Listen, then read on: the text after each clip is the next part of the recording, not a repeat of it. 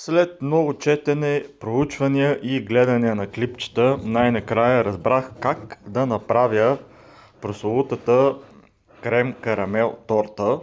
Фактически това си е чист крем карамел под формата на торта.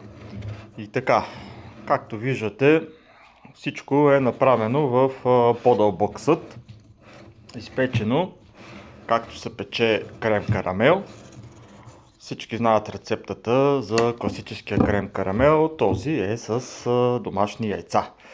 Така, след като е готово и изтине в хладилника, съответно предстои поне 12 часа, правим точно това, което виждате в момента. Това е най-важният процес, обръщането. И сега гледайте, това е сюблимният момент, който съм гледал в стотици клипчета. Дали ще се получи. Ето точно за това нещо говорим.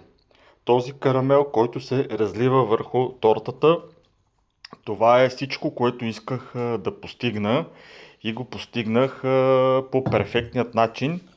Формата на тортата също е доста добра като големина и като височина. Така че, приятели, рецептата, която успях да я приложа съвсем успешно, я виждате и вие. Ако имате някакви въпроси, задайте ги в коментари, ще отговоря на всички точно как направих това.